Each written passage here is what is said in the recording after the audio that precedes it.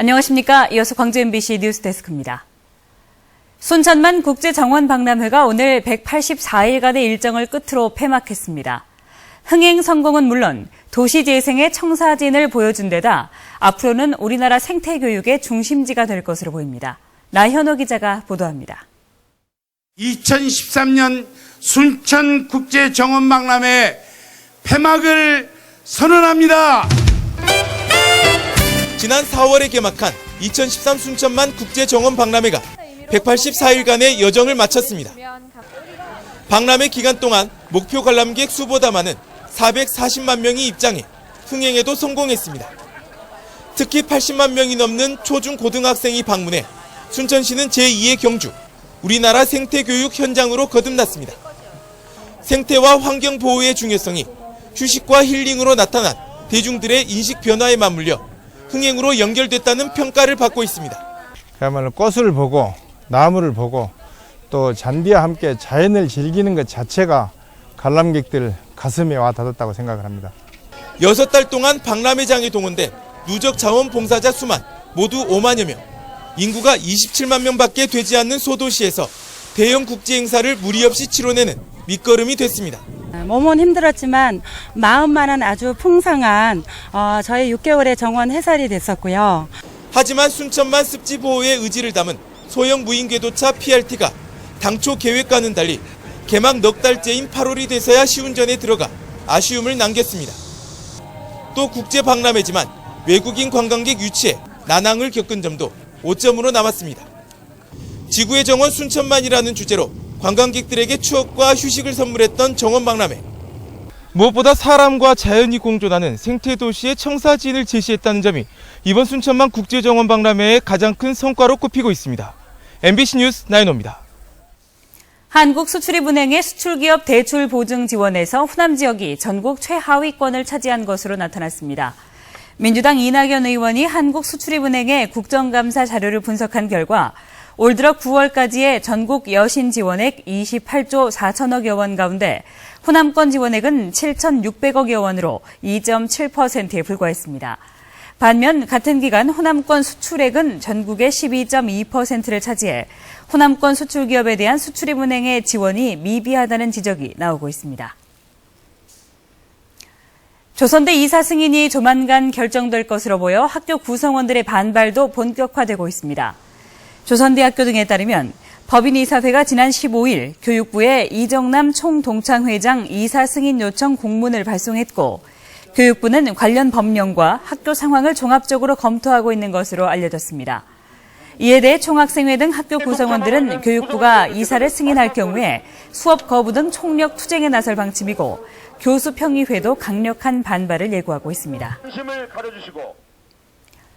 광주 시민과 학생들이 전국 최대 규모의 인간 태극기 만들기에 도전했습니다.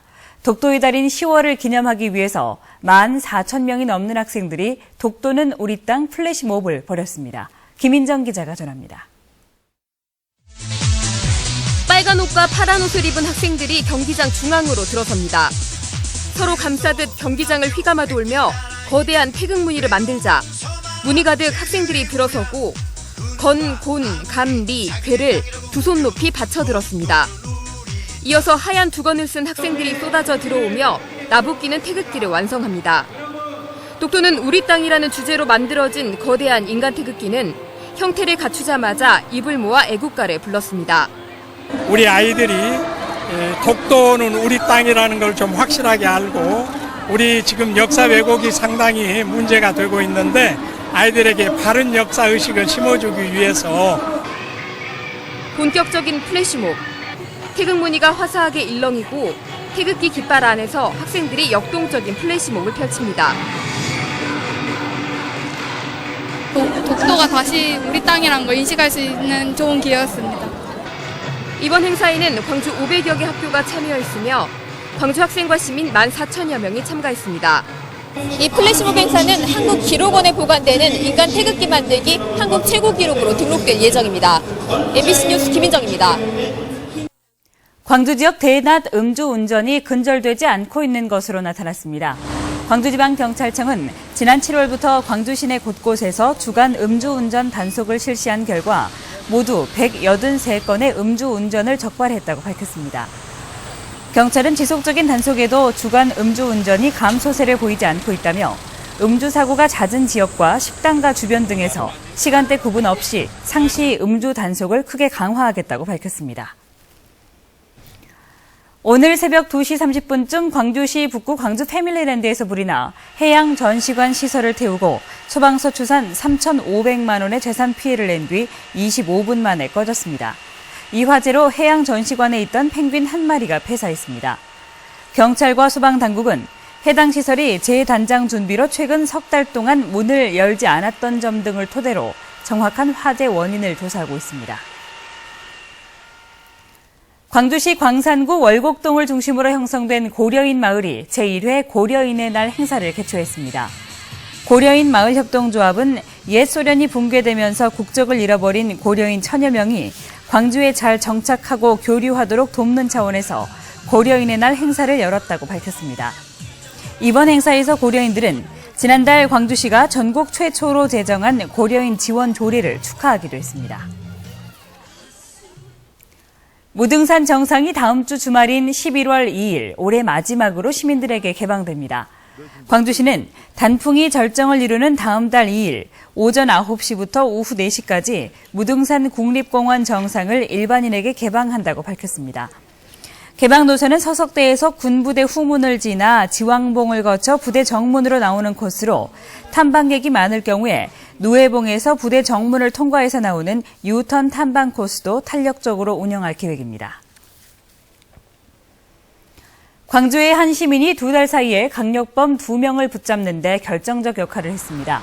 광주 서부경찰서는 지난 11일 직업소개소에 흉기를 들고 침입해 현금을 훔쳐 달아난 28살 장 모 씨를 붙잡는 데 결정적 제보를 한 시민 27살 이 모 씨에게 범죄 신고자 보상금을 지급할 예정입니다. 광주에서 마트를 운영하는 이 씨는 지난 8월 광주의 한 원룸에서 옛 애인 등 2명을 흉기로 찌르고 달아난 남성을 현장에서 붙잡기도 했습니다. 전남 지역에 배치된 소방 로봇이 배치된 지 2년이 다 되도록 현장 출동 실적이 없는 등 재고시를 전혀 못하는 것으로 드러났습니다. 전남소방본부는 분당 1톤의 물을 50m 높이로 쏠 수 있는 1억 1천만 원짜리 무인 소방 로봇 한 대와 화재 현장을 모니터할 수 있는 1천만 원짜리 정찰 로봇 2대를 도입했지만 시연회를 제외하고는 지금까지 단 한 차례도 사용하지 못했습니다.